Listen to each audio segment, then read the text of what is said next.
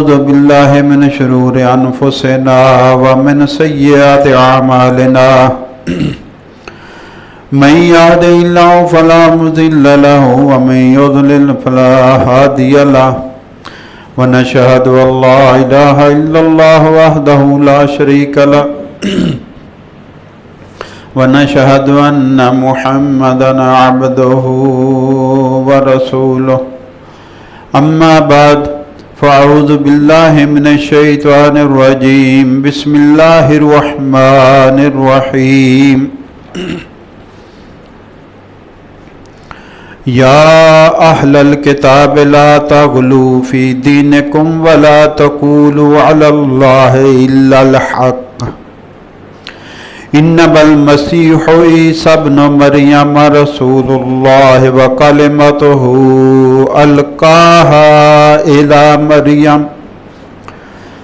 وروح منه فآمنوا بالله ورسله ولا تقولوا ثلاثة انتهوا خير لكم إنما الله إله واحد سبحانه أن يكون له ولد له ما في السماوات وما في الأرض وكفى بالله وكيلا إن الله وملائكته يصلون على النبي يا أيها الذين آمنوا صلوا عليه وسلموا تسليما اللهم صل على محمد وعلى آل محمد كما صليت على إبراهيم وعلى آل إبراهيم إنك حميد مجيد اللهم بارك على محمد وعلى آل محمد كما باركت على إبراهيم وعلى آل إبراهيم إنك حميد مجيد الحمدللہ ثم الحمدللہ۔ اللہ پاک کا بے حد بے حساب بے شمار احسان ہے، اس نے ہمیں جمعۃ المبارک کی نماز کی حاضری نصیب فرمائی۔ اللہ تعالیٰ اپنے فضل و کرم سے ہماری یہ حاضری قبول فرمائے اور اسی حاضری کو ہمارے لیے دونوں جہان میں خوشیوں کا، خوشحالیوں کا، خیر و برکت کا اور آسانیوں کا ذریعہ بنائے، آمین یا رب العالمین۔ سورہ نساء کی آیت نمبر 171 کی تلاوت کا اعزاز اللہ پاک نے مجھے بخشا ہے۔ موضوع ذکر ہے اہل کتاب اور مبالغہ۔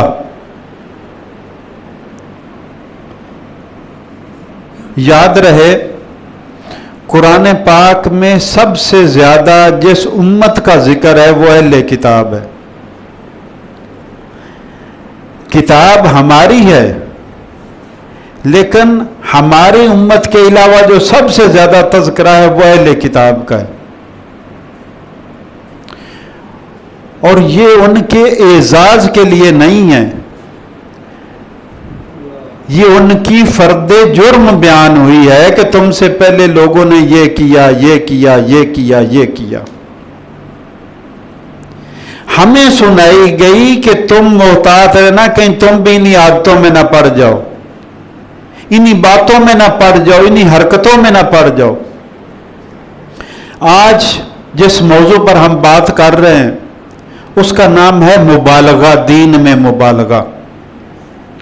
یہ ایسی چیز ہے کہ بندہ اپنے آپ کو پکا دیندار سمجھتا رہتا ہے اور کفر تک پہنچ جاتا ہے، اتنی خطرناک بات۔ اور یہ سارا محبت کا کھیل ہے، نفرت کا نہیں ہے۔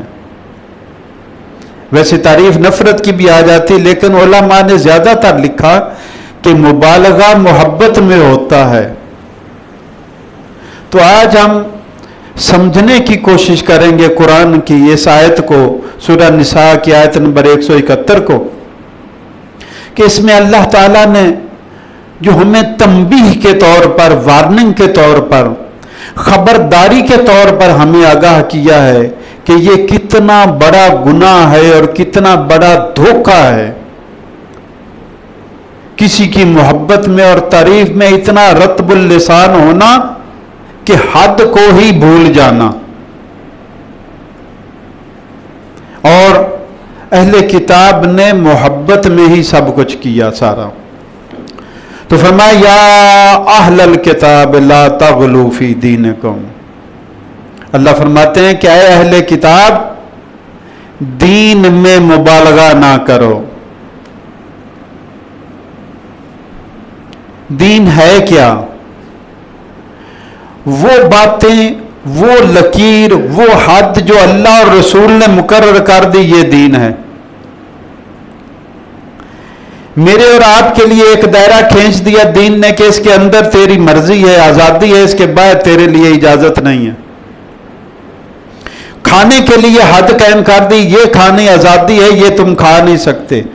بولنے کو حد قائم کر دی، یہ بول سکتے ہو، یہ نہیں بول سکتے. دیکھنے کو حد بندی کر دی، یہ دیکھ سکتے ہو، یہ نہیں دیکھ سکتے. کہنے کو حد بندی کر دی، یہ کہہ سکتے ہو، یہ نہیں کہہ سکتے. تو یہ جو ہماری حدود مقرر کر دی اللہ اور اس کے رسول صلی اللہ علیہ وسلم نے، یہ دین کہلاتا ہے. فرمایا اس حد سے باہر نکلنے کی کوشش نہ کرو. لا تغلوا فی دینکم، اے اہل کتاب یہود و نصارہ دین میں مبالغہ نہ کرو. تو کیا مطلب ہوا؟ یعنی وہ دونوں دین میں مبالغہ کر رہے تھے تو انہیں کہا گیا کہ تم غلط کر رہے ہو، مبالغہ نہ کرو. دوسرا مطلب، مجھے اور آپ کو سنایا گیا کہ تم سے پہلوں نے محبت اور عقیدت میں مبالغہ کر کے دین کا حلیہ بگاڑ دیا، تم محتاط رہنا. اور اگر شومیے قسمت سے ہمارے بھی لچھن ویسے کے ویسے ہی ہیں، ہم بھی دستار و جبہ پہن کر لوگ قدموں میں سجدے اگر کر رہے ہیں تو کیا فرق رہا؟ ہم بھی اگر قبروں کو سجدے کرنے لگے عقیدت میں تو کیا فرق رہا؟ ہم بھی اگر عقیدت میں درختوں کی پوجا کرنے لگیں تو کیا فرق رہا؟ ہم بھی اگر عقیدت میں جانوروں کی پوجا کرنے لگ جائے تو کیا فرق رہا؟ پھر قرآن کس لیے نازل ہوا اگر میرے اور آپ کے لچھن وہی رہنے ہیں، میرے اور آپ کے طریقے وہی رہنے ہیں، میرے اور آپ میں عادات وہی پائی جائیں گی، تو پھر قرآن کاہے کو نازل ہوا تھا؟ یہ اللہ کی کتاب نازل ہوئی تھی میری اور آپ کی تربیت کے لیے، میری اور آپ کی آگاہی کے لیے، میرے اور آپ کے ایمان اور عقیدے کے لیے، میری اور آپ کی اصلاح کے لیے، مجھے اور آپ کو دوزخ سے بچانے کے لیے، مجھے اور آپ کو جنت الفردوس کا راستہ دکھانے کے لیے یہ کتاب نازل ہوئی. لیکن یہ سارے مقصد صرف اس وقت حاصل ہوں گے جب ہم اس کو سمجھ کر پڑھیں گے. پتا تو ہو اللہ کیا کہہ رہا ہے. تو غلو مبالغہ ہوتا کیا ہے، پہلے اس پر بات کر لیتے ہیں. غلو کا مطالبہ کا مغالبہ کا معنی ہے جو حد مقرر کر دی اس سے زیادہ. مثلا حد مقرر کر دی کھانے پینے کی، کوئی چیز تولنے کی حد مقرر کر دی، ناپنے کی حد مقرر کر دی، اس سے اگر آگے نکلے گا تو یہ مبالغہ ہے، حد سے تجاوز ہے. کتنے الفاظ ہیں میں اور آپ اپنی بیگم کے لیے بول لیتے ہیں، کوئی پابندی نہیں، لیکن کچھ الفاظ ایسے ہیں وہ جب حد سے تجاوز کریں گے تو بات بگڑ جائے گی. پھر یہ حدود ہیں ہمارے لیے، حدود مقرر کر دی کھانے میں، پینے میں، بولنے میں، پہننے میں. پہنو خوبصورت لباس پہنو، خذوا زینتکم عند کل مسجد. اللہ نے فرمایا کہ نمازوں کے وقت اپنی زیب و زینت اختیار کرو، لیکن اللہ کے نبی صلی اللہ علیہ وسلم نے فرمایا کہ ریشم اور سونا مرد پر حرام ہے. تو حد مقرر کر دی. تو غلو اور مبالغہ کہتے ہیں جو دین نے حد مقرر کر دی ہے اس سے آگے نکل جانا، کھانے میں، پینے میں، بولنے میں، پہننے میں، رہنے میں، اپنی خواہشات میں اس سے باہر قدم نکالنا، یہ مبالغہ ہے۔ اور یہی مبالغہ عقیدت میں کیا۔ اللہ فرماتے ہیں اہل کتاب دین کے معاملے میں مبالغہ نہ کرو، اور پھر بتا دیا کہ ان کا مبالغہ کیا تھا۔ وہ کیا تھا؟ وَلَا تَقُولُوا عَلَى اللَّهِ إِلَّا الْحَقَّ، دیکھو اللہ کے بارے میں ناحق باتیں نہ کرو، جس کا پتہ ہی نہیں ہے یار ایسے کہہ رہے ہو۔ اور وہ ناحق بات کیا تھی؟ وہ بات آگئی، انما المسیح عیسی ابن مریم، مسیح عیسیٰ علیہ السلام جس کو تم اللہ کا بیٹا بنائے بیٹھے ہو۔ اچھا پچھلی دفعہ میں نے عرض کیا تھا ان تین یعقوبیہ، نستوریہ اور مسلمہ تین فرقے بڑے بڑے کا، ویسے تو کافی تعداد ہے۔ تو یعقوبیہ فرقہ عیسائیوں کا کہتا ہے کہ عیسیٰ علیہ السلام خود خدا تھے، وہ عیسیٰ علیہ السلام کے روپ میں کچھ عرصے کے لیے آئے پھر اوپر تشریف لے گئے۔ عیسیٰ علیہ السلام اللہ ہیں۔ اور جو نستوریہ ہے وہ کہتا ہے کہ جناب عیسیٰ علیہ السلام اللہ کے بیٹے تھے، اللہ نے ان کو بھیجا کچھ عرصے کے لیے پھر واپس بلا لیا اپنے بیٹے کو۔ اور وہ فرقہ، وہ گروہ حواریوں کا جو اس کمرے میں موجود تھا جہاں سے عیسیٰ علیہ السلام کو اٹھایا گیا تھا، اور ان کے سامنے ایک نوجوان کی شبہت قائم کر دی گئی دوسرے پر، عیسیٰ علیہ السلام کی شبہت نوجوان پر ڈال دی گئی، اور جس کو غلط فہمی میں سولی لٹکا دیا گیا، وہ جو آنکھوں سے دیکھ رہے تھے اندر کے کمرے والے حالات، انہوں نے کہا کہ عیسیٰ علیہ السلام اللہ کے بندے اور رسول تھے۔ اب اللہ فرماتا ہے انما المسیح عیسی ابن مریم، فرمایا اب دیکھو باہر والے جو یہودی تھے، مخالف تھے عیسیٰ علیہ السلام کو سزا دینے کے لیے، وہ تو پہلے ہی ڈٹے ہوئے تھے۔ یہودیوں نے ان کو تپایا ہوا تھا، جوش دلایا ہوا تھا کہ تمہاری حکومت کے خلاف فتنہ اور فساد پیدا کر رہا ہے، لوگوں کے دین کو خراب کر رہا ہے یہ بندہ۔ اب جو ان کے ساتھ دوسرے عیسائی تھے انہوں نے بھی آنکھوں سے دیکھا کہ یہ تو عیسیٰ ہے، وہ نوجوان کی شکل عیسیٰ علیہ السلام جیسے شبہات پیدا گئے۔ جب انہوں نے دیکھا کہ یہ عیسیٰ علیہ السلام ہے، ان کو سزا دے دی گئی، تو اندر والے تو شور میں جاتے رہ گئے کہ یہ عیسیٰ نہیں ہے، لیکن باہر والے کب مانتے تھے کہ اندر سے ایک اس شکل والا، اس حلیے والا بندہ نکلا ہے جو مطلوب ہے، تو کون چھوڑتا ہے؟ پولیس نہیں چھوڑتی۔ تو اب وہ جو دوسرے دو فرقے تھے، یہ اللہ اور اللہ کے بیٹا کہنے والے، وہ غالب آ گئے، اور وہ ایک فرقہ جو تھا، ایک گروہ مسلمانوں کا صحیح عقیدے والا، وہ بیچارہ مارا گیا حق کی دفاع کرتے ہوئے۔ تو اللہ تعالیٰ فرماتے ہیں انما المسیح عیسی ابن مریم، حقیقت یہ ہے کہ عیسیٰ جس کو تم اللہ اور اللہ کا بیٹا کہتے وہ تو مریم کا بیٹا ہے، اللہ کا بیٹا نہیں ہے، مریم کا بیٹا ہے۔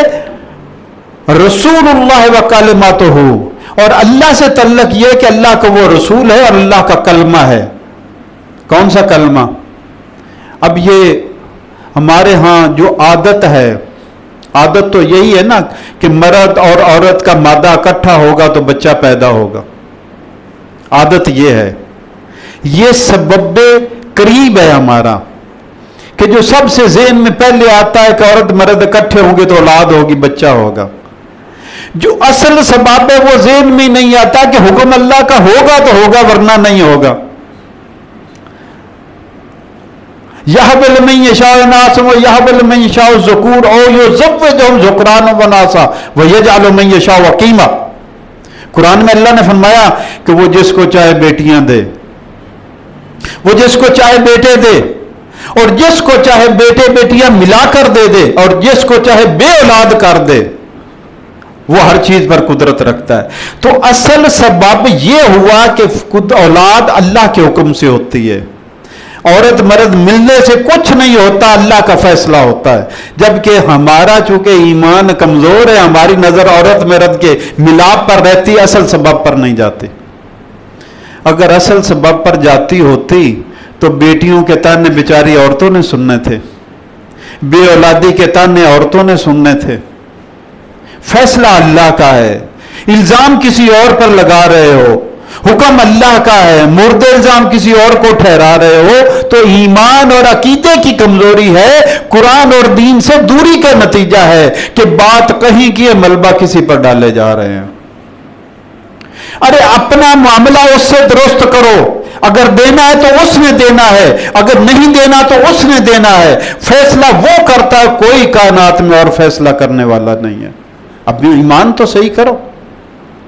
تو فرمایا رسول اللہ و کلمہ، تو وہ اللہ کا کلمہ تھے، رسول تھے، اللہ نے اپنے کلمہ، یعنی تم تو کہتے عورت برد ملیں گے، لیکن وہاں پہ اصل فیصلہ اللہ نے کن کے ذریعے فرمایا ہو جا، اور وہ جو حضرت مریم کا رحم تھا اس نے مرد کے مادے کے بغیر ہی اللہ کے کن کو قبول کرتے ہوئے بیٹا پیدا کر دیا۔ یہ قرآن مجھے اور آپ کو ایمان بھی سکھاتا ہے، عقیدہ بھی سکھاتا ہے، اخلاق بھی سکھاتا ہے، میری اور آپ کی تربیت کرتا ہے، مجھے اور آپ کو مضبوطی عطا کرتا ہے۔ ہم کمزور مسلمان کس لیے ہوئے؟ قرآن سے دور ہوتے گئے، کمزور ہوتے گئے، کیونکہ قرآن سے دور، اللہ سے دور۔ فرمایا وَاعْتَصِمُوا بِحَبْلِ اللَّهِ جَمِيعًا، ارے ایمان والو سارے اکٹھے ہو جاؤ اور اللہ کی رسی کو تھام لو۔ حدیث میں آیا اس کا ایک سرا اللہ کے ہاتھ میں، دوسرا تمہارے ہاتھ میں۔ ہم نے وہ رسی چھوڑ دی، جب اللہ سے رشتہ کٹ گیا، رسی ٹوٹ گئی، رسی سے جدا ہو گئے، وہ جو اس رسی کے ساتھ جڑ گیا وہ اللہ سے جڑ گیا۔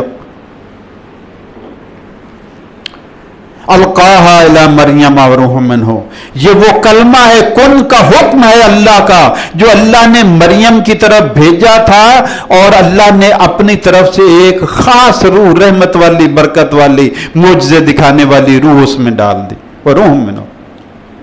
تو فرمایا فآمنوا باللہ ورسولہ، تو اے اہل کتاب ایمان لاؤ اللہ پر اور اس کے رسولوں پر، اس کو اللہ اور اللہ کے بیٹے نہ بناؤ، یہ اللہ کے رسول ہیں۔ ولا تقولوا ثلاثہ، اور دیکھو تین خدا مت کہو، ایک وہ کہتے اللہ، ایک عیسیٰ علیہ السلام، ایک مریم اور ایک جبریل کو، یہ مختلف گروہ ان کے، تین پر اتفاق ہے سارے نصارہ کا، عیسائیوں کا، لیکن ایک اللہ، ایک عیسیٰ علیہ السلام، تیسرے میں کبھی جبریل کو کوئی گروہ ڈال لیتا ہے، کوئی حضرت مریم کو ڈال لیتا ہے، ایسے مختلف نام ہیں۔ ولا تقولوا ثلاثہ، مت کہو کہ تین خدا ہیں، انتہو، باز آ جاؤ، خیر لکم، تمہارے لیے یہ بہتر ہے، انما اللہ الہ واحد، حقیقت یہ ہے کہ اللہ اکیلا ہی واحد ہے، اللہ اکیلا ہی معبود ہے، اس کے علاوہ کائنات میں کوئی معبود نہیں۔ ارے کتنا سمجھائے اللہ تعالیٰ مجھے اور آپ کو، کب آئے گی عقل مجھے اور آپ کو؟ کب ہم مانیں گے کہ اللہ کے سوا کوئی معبود نہیں ہے؟ جب ہم مان جائیں گے کہ اللہ کے سوا کوئی معبود نہیں ہے، تو پھر میری اور آپ کے ہاتھ غیروں کے آگے نہیں چلیں گے، میری اور آپ کی منتیں اور مرادیں کسی اور سے وابستہ نہیں ہوں گی، میری اور آپ کی پکاریں اور دعائیں اور التجائیں غیر اللہ سے نہیں ہوں گی۔ جب ہم جان لیں گے، پہچان لیں گے کہ یہ خزانوں کا مالک ہے اور وہ اعلان کر رہا ہے ادعونی استجب لکم، آؤ مانگو میں دینے کو تیار ہوں، تو پھر میرے ہاتھ بھی اس کی طرف اٹھیں گے اور میری زبان بھی اس کی طرف چلے گی اور میری نگاہ بھی اس کی طرف بلند ہوگی۔ تو فرمایا سبحانہ ان یکون لہ ولد، تم کہتے ہو اللہ کا بیٹا ہے، یہود کہتے تھے عزیر علیہ السلام اللہ کا بیٹا، نصارہ کہتے ہیں عیسیٰ علیہ السلام اللہ کا بیٹا۔ فرمایا تم کہتے ہو اللہ کا بیٹا، سبحانہ ان یکون لہ ولد، ارے وہ پاک ہے اولاد سے۔ دیکھو اولاد میری اور آپ کی مجبوری اور ضرورت ہے، کہ اللہ کو بھی کمزور سمجھ لیا کہ اس کی بھی کچھ مجبوریاں ہیں، اس کی بھی کچھ ضرورتیں ہیں۔ هو الغنی، کائنات میں ایک ہی ہستی ہے جو ہر ایک سے بے نیاز ہے، جو کسی کی محتاج، کسی کی ضرورت مند، کسی کی حاجت مند نہیں ہے، اور وہ ایک ہی ہستی ہے جس کا نام ہے اللہ رب العالمین۔ باقی سارے فرشتوں سے انبیاء سمیت مخلوق، انسان، جاندار، حجر شجر، کائنات کا ذرہ ذرہ اس کا محتاج ہے، وہ اکیلا ہے جو کسی کا محتاج نہیں ہے۔ سبحانہ، وہ پاک ہے ہر طرح کے عیب سے، خامی سے، کمزوری سے، نقص سے، مخلوق کی طرح ہونے سے، کہ تم اولاد رکھتے ہو وہ مخلوق کی طرح نہیں ہے۔ لہو ما فی السماوات و ما فی الارض، ارے زمین آسمان کا ذرہ ذرہ اس کی ملکیت ہے، وہ تو مالک ہے، وہ مالک ہے، ساری مخلوق مملوک ہے، وہ خالق ہے، ساری مخلوق ہے، وہ رب ہے، ساری مربوب ہیں۔ उससे ये रिश्ता है, बेटे और बाप का रिश्ता नहीं है। वक़फ़ा बिल्लाह वकीला, और अकेला अल्लाह काफी है सारी कायनात के काम चलाने के लिए। हमें तो जरूरत पड़ती ना, असिस्टेंट हमें रखना होता है, मददगार रखना होता है, हमसे काम नहीं होता, चलो साथी ले लें, तुम ये कर लेना, मेरी मदद कर लेना। तो साथी होते हैं, मददगार होते हैं। ईसा अलैहिस्सलाम के हवारियों का जिक्र हो रहा है। ईसा अलैहिस्सलाम भी मोहताज थे अपने मददगारों के, अल्लाह ने मददगार दिए। अंबिया को भी मदद की जरूरत होती है, ईमान वाले मदद करते हैं। वक़फ़ा बिल्लाह वकीला, वो अकेला काफी है कायनात के सारे काम चलाने के लिए, बनाने के लिए, कारसाजी के लिए एक काफी है। तो मेरे भाइयों, अल्लाह ताला ने ये सूरह निसा की आयत नंबर 1 में जो सबसे अहम सबक दिया है वो है कि या अहलल किताब ला तग़लू फी दीनिकुम।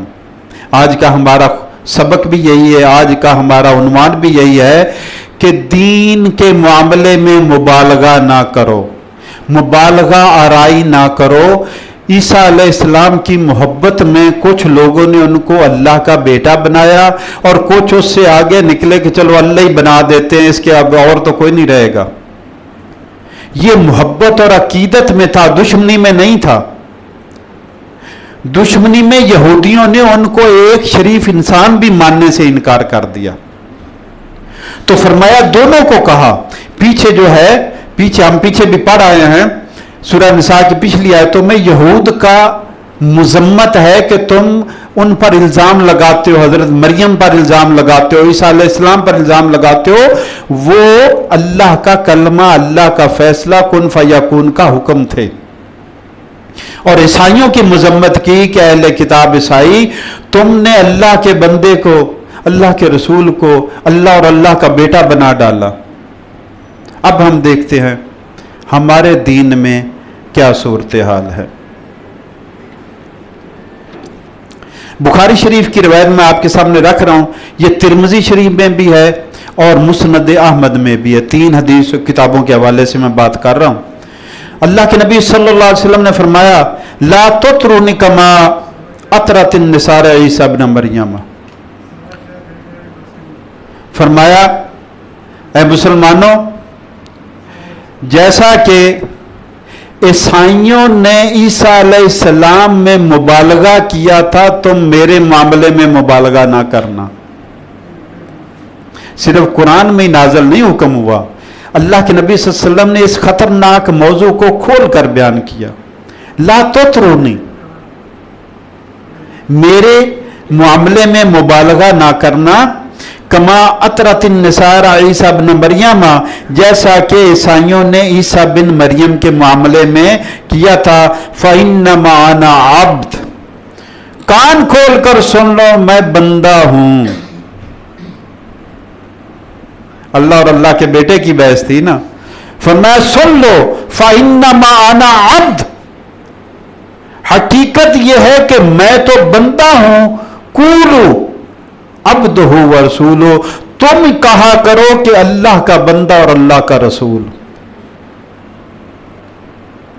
लेकिन हम कैसे जमाने में आ गए, ये मुकद्दर की बात है ना कि 1300-1400 साल इस्लामी महीनों के नाम चलते रहे, अब वो चेंज हो रहे हैं। जिद्दत आ गई, नया जमाना आ गया, नया जमाना, नए असूल आ गए, नई चाहते, नई ख्वाहिशें, नए ईमान आ गए। पुराने ईमान की अब जरूरत नहीं रही, शायद वो फरसूदा हो गया लोगों का, उस पर एतमाद नहीं रहा, वो इतना फ्रूटफुल नहीं रहा। चलो पुराने की बात करता, चलो मुझे याद आ गई एक हदीस, फिर शायद ज़हन से निकल ना जाए, तो वो पहले आपके सामने रख देता हूं। सुनने दारमी में है, हजरत अब्दुल्ला बिन मसूद रज़ी अल्लाह ताला अन्हु का कौल है। बात तो ये सबसे आखिर में मैंने करनी थी, अब आ गई सामने, तो पुराने और नए के हवाले से तो फिर कर लें। तो सुन्ने दारमी की रिवायत हदीस शरीफ की किताब है, और ये कौल है हजरत अब्दुल्ला बिन मसूद रज़ी अल्लाह ताला अन्हु का।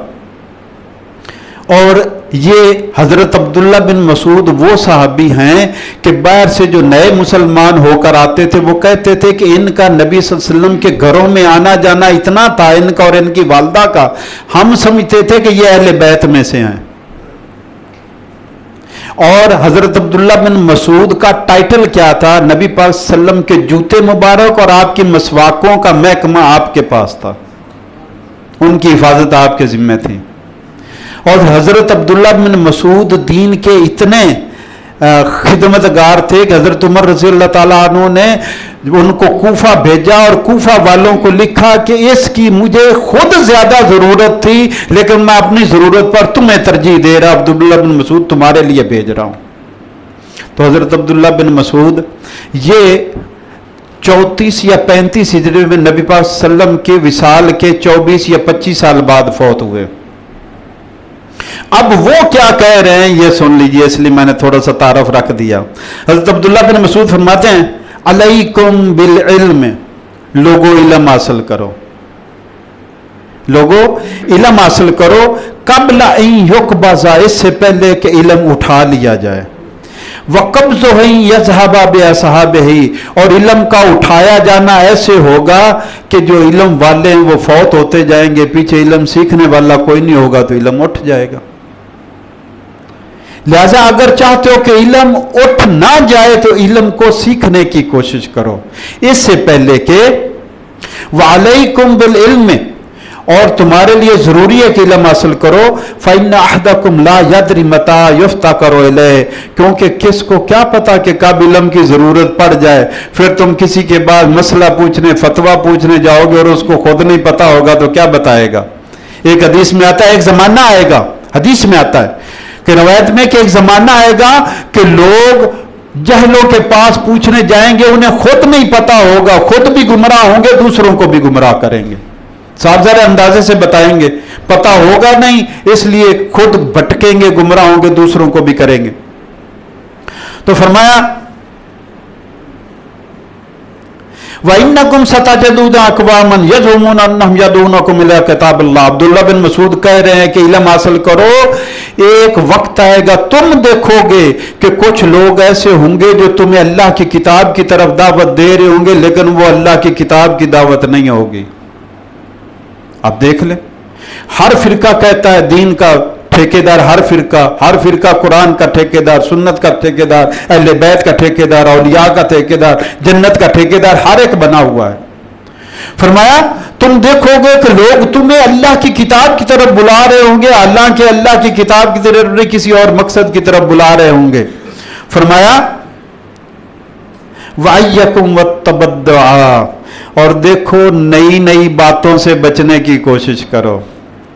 وہی میں نے کہا نا، پرانا ایمان اور پرانا عقیدہ فرسودہ ہو گیا، آج کل نئی چیزیں آ گئی، بازار میں نئی پروڈکٹ آ جائے تو پرانی کو کون پوچھتا ہے، نئے ماڈل آ جائے تو گاڑی کی قیمت گر جاتی ہے، لیکن دین کے معاملے میں نہیں ہے۔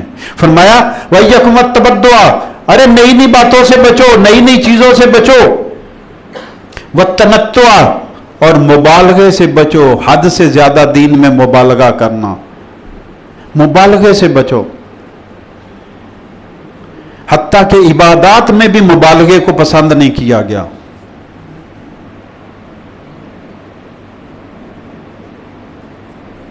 عبادات میں بھی مبالغے کو پسند نہیں کیا گیا۔ کچھ صحابی وہ روزے رکھنے لگ گئے کہ اللہ کے نبی صلی اللہ علیہ وسلم روزے رکھتے ہیں لگاتار۔ حضرت عائشہ صدیقہ رضی اللہ تعالیٰ عنہ فرماتی ہیں کہ آپ کبھی کبھی روزے ایسے رکھتے تھے کہ ہمیں گمان ہوتا تھا کہ اب چھوڑیں گے ہی نہیں، لگاتار رکھتے جا رہے ہیں، اور کبھی کبھی ایسے چھوڑ دیتے تھے ہمیں گمان ہوتا تھا اب رکھیں گے نہیں۔ اب وہ کچھ صحابہ نے کہا کہ ہم بھی، وہ بھی صوم وصال، لگاتار روزے بغیر ناگے کے، اس کو صوم وصال کہتے ہیں، رکھنے لگ گئے۔ آپ نے منع فرمایا، فرمایا میں رکھتا بھی ہوں چھوڑ بھی دیتا ہوں، سنت طریقہ میرا یہ ہے۔ تو فرمایا وَالتَّنَطُّعَ، مبالغے سے بچو، وَإِيَّكُمْ وَالتَّمَعُّقَ، اور گہرائی سے بچو، بال کی کھال اتارنا معاملات میں، مبالغہ اور گہرائی۔ اور آخری بات وَعَلَيْكُمْ بِالْعَتِيقِ، اور جو پرانے نظریات ان سے چمٹے رہو، جو پرانا ایمان اور عقیدہ اس سے چمٹ کر رہو، یہ جدت اور نئی پسند اور نئے ترانے اور نئے گانے، ان سے بچنے کی کوشش کرو۔ آج دین میں پرانی بات، اب دیکھ لیں، اگر آپ شادی ایک نکاح پر مشتمل ہے، اس میں 3 چیزیں ضروری ہیں: لڑکے لڑکی کی رضامندی ایجاب و قبول، 2 گواہوں کا موجود ہونا، اور حق مہر کا مقرر کرنا۔ اس سے شادی اور نکاح پورا ہو جاتا ہے۔ یہ ضروری ہے، یہ ضروری ہے۔ اس کے علاوہ سنت ہے، آپ نے ولیمہ کرنا ہے، سنت ہے، آپ نے مٹھائی تقسیم کرنی، سنت ہے، آپ نے مسجد میں کرنا ہے، سنت ہے، آپ نے اعلان کرنا، سنت ہے۔ وہ سنت طریقے ہیں، اور فرض اور سنت کو ہم نے ایک طرف رکھ کر ساری شادی ہی رسم حنا اور رسم مہندی بنا دی ہم نے، جو کہ ہندوؤں کی ہے، ہمارا اس میں کوئی حصہ نہیں ہے۔ اور ہم ہندوؤں پر، شیطان پر لعنت بھی بھیجتے جا رہے ہیں اور ان کے دین کو پروموٹ بھی کرتے جا رہے ہیں۔ یہ تو ہماری تمیز ہے، یہ تو ہماری حص ہے۔ تو فرمایا اے لوگوں، ایسے نہ مجھے میری شان میں اضافہ کرنا جیسا کہ عیسائیوں نے کیا تھا اور ان کو اللہ اور اللہ کا بیٹا بنا دیا تھا۔ ایک اور حدیث آپ کے سامنے رکھتا ہوں، یہ مسند احمد میں، ابن حبان میں، نسائی میں اور ابو داؤد میں 4 حدیثوں کے حوالے سے میں بات کر رہا ہوں۔ ایک شخص آیا، اس نے کہا یا محمد، اے محمد صلی اللہ علیہ وسلم، یا سیدنا، اے ہمارے سید، اے یا سید یا ابن سیدنا، ہمارے سید کے بیٹے ہو، وخیرنا، آپ ہم سب سے بہتر ہیں، وابن خیرنا، اور آپ کا باپ بھی ہم سب سے بہتر تھا۔ اب یہ مسلمان سمجھتے ہیں، آج کل تو کوئی یہ جملہ کوئی زیادہ قابل اعتراض نہیں ہے، لیکن اللہ کے نبی نے سن کر اعتراض کیا۔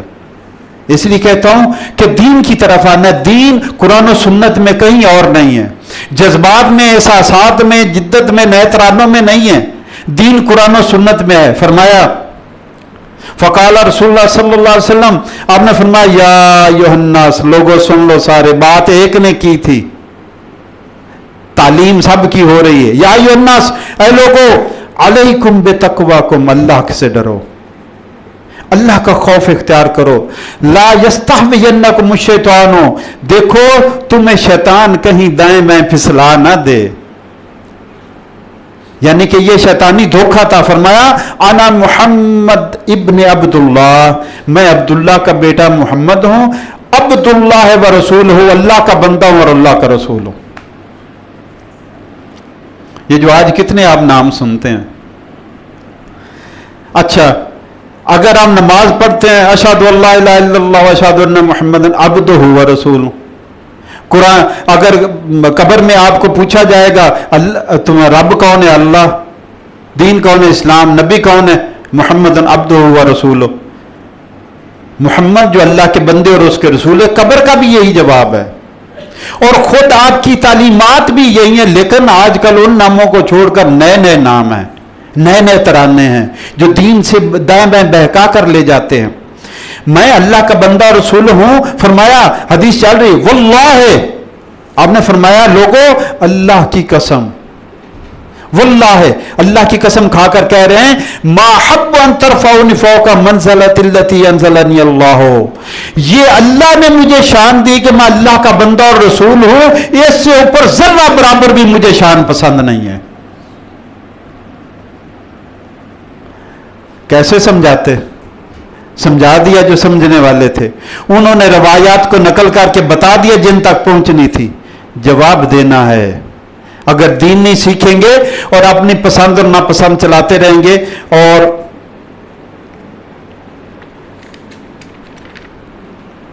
باتیں تو اور بہت تھی، بہت کچھ تھا، لیکن وقت کا تقاضا ہے کہ اس کو سمیٹتے ہوئے دین کو سیکھنے کی کوشش ایک ہوتی ہے۔ یہ جو جمعے کے جمعے بیان ہوتا ہے، یہ دین کو سیکھنے کی ایک کوشش ہوتی ہے۔ سکھانے والا خود بھی سیکھ رہا ہوتا ہے، وہ کوئی اتنا عالم فاضل علامہ نہیں ہوتا، وہ بھی محتاج ہے سیکھنے کا، ہر بندہ محتاج ہے، وہ ایک رہنمائی دے رہا ہوتا ہے۔ اپنے آپ کو بھی سیکھنے کی کوشش کریں، قرآن پاک کو با ترجمہ پڑھنے کی کوشش کریں، سنت حدیث کو پڑھنے کی کوشش کریں، کسی بات کی سمجھ نہ آئے تو دائیں بائیں کسی سے رابطہ کر کے پوچھیں، گھر میں دین کا ماحول بنائیں، گھر میں قرآن کا ماحول بنائیں۔ ارے میرے اور آپ کے جانے بعد میرے اور آپ کے بچے اور بیوی یہ تو کہے کہ روزانہ قرآن پڑھتا تھا، ہمیں پڑھاتا تھا، سنت سیکھتا تھا، ہمیں سکھاتا تھا، کوئی گواہی تو ہو، کوئی خیر کا کام کریں گے تو گواہی آئے گی. اور اسی سلسلے میں انشاءاللہ مغرب کی نماز کے بعد دین کو سیکھنے کے سلسلے میں درس قرآن ہوگا. ضرور تشریف لائیے. اللہ مجھے اور آپ کو آسانیاں عطا فرمائے. آمین یا رب العالمین.